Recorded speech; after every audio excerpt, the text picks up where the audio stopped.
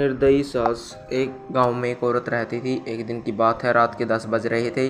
सास और ननंद रानी को देख रही थी और रानी उनकी आंखों में देखकर डर से थर थर कांप रही थी। उसकी सास चिल्ला कर बोली, तुम्हारी हिम्मत कैसे हुई मेरे ही घर में ऐसे कुछ करने की? 3 दिन भी नहीं हुए मेरे घर में आकर तुम्हें और खुद को मालकिन समझने लगी क्या? आने दो मेरे बेटे को। तुम्हारे हाथ पैर तड़वाने के लिए नहीं कहा तो मेरा नाम भी सुमन नहीं। तुम्हें तो मैं मरवा कर ही छोड़ूंगी। आज क्या हुआ क्या पता। सास जितनी निर्दयी थी उतना ही अपने बेटे को भी कर दिया था। हर एक नई दुल्हन अपने पति के घर जाने के लिए राह देखती है, पर रानी वह तो उसके पति की राह भी कभी नहीं देखती थी, क्योंकि वह अपने पति से बहुत डरती थी। उसे पता था कि अगर वो आ गया तो मुझे बहुत पीटेगा। मन ही मन में भगवान का नाम जप रही थी कि उसका पति आज घर पर आए ही नहीं, ताकि वह पीटने से बच सके। और उसकी सास बोली, जब तक उसका पति घर पर नहीं आए तब तक वह उसे खाना खाने नहीं देगी। रानी की शादी अमर से 6 महीने पहले हुई थी। रानी को माँ बाप नहीं थे। 10वीं की पढ़ाई होते ही उसके चाचा चाची ने उसकी शादी करवा दी थी, ताकि उससे पीछा छूटे। रानी की जिम्मेदारी से उसके चाचा चाची मुफ्त हो गए। उसकी चाची ने उसकी शादी के बाद के त्यौहार भी मनाए नहीं। उसे 4 दिन के लिए मायके में त्यौहार मनाने के लिए बुलाया भी नहीं।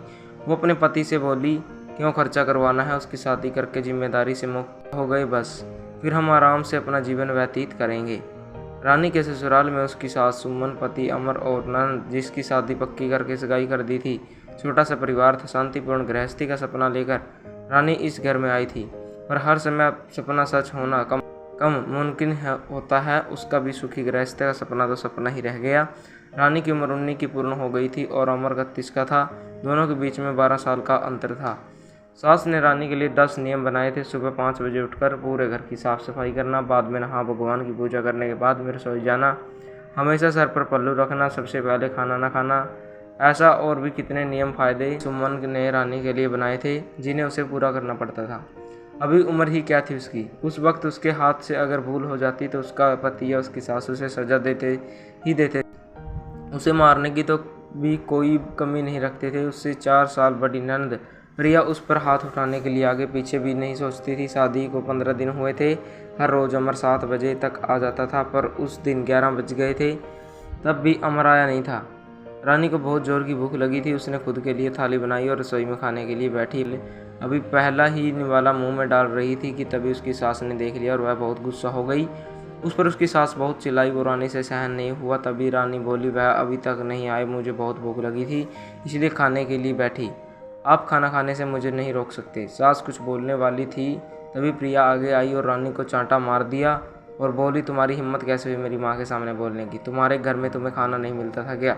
मेरा भाई तुम्हारा पति है, उसकी राह नहीं देख सकती क्या? अरे औरतें अपनी पति के लिए क्या क्या नहीं करती हैं। इतने में सास बोली, रहने दे, क्यों इसको संस्कार सिखा रही हो? माँ बाप तो रहे नहीं और चाचा चाची ने ऐसी लड़की हमारे पल्ले बांध दी। रहने दे तो चल बाहर, पता नहीं कैसी गवार बहू आ गई है। मैं उसे रसोई से बाहर धकेल कर ताला लगा देती हूँ। रानी आंखों में आंसू लेकर बस देखती ही रह गई। सास चली गई और रानी रोती हुई चली गई। 12 बजे अमर घर आया। तभी सुमन और प्रिया ने मिर्च मसाला लगाकर रानी के लिए खिलाफ अमर को भड़काया। भैया रानी ने माँ पर बहुत गुस्सा किया। वह तो माँ का भक्त था। इतना ही सुनकर उसने गुस्से में आकर रानी को थप्पड़ मारा। उस दिन सारा खाना भी मिला नहीं। उस दिन रानी भूखी ही सो गई। रानी रसोई घर में खाना बनाकर सुमन और प्रिया को खाना दे रही थी। दोनों हॉल में टीवी देखते देखते खाना खा रही थी और इधर रानी एक एक गर्म गर्म रोटी उनको परोस रही थी।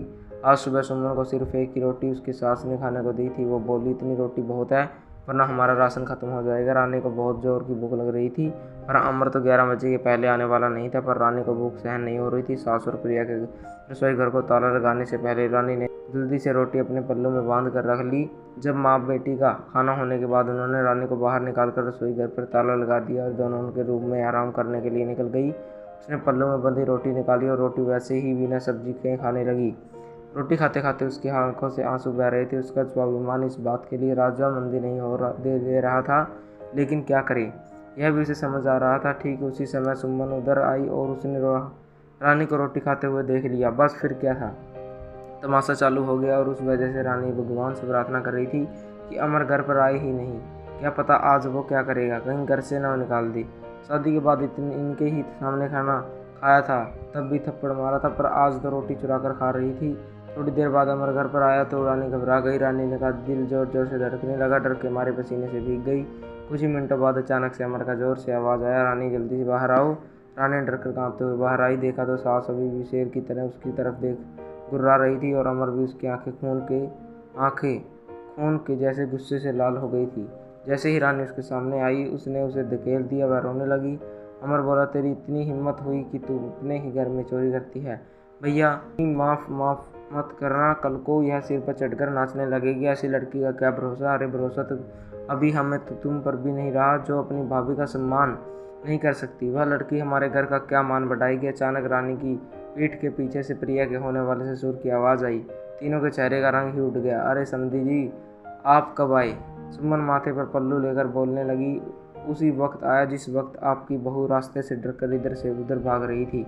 अच्छा हुआ अभी से मैं तुम्हारा असली चेहरा हमें दिख गया।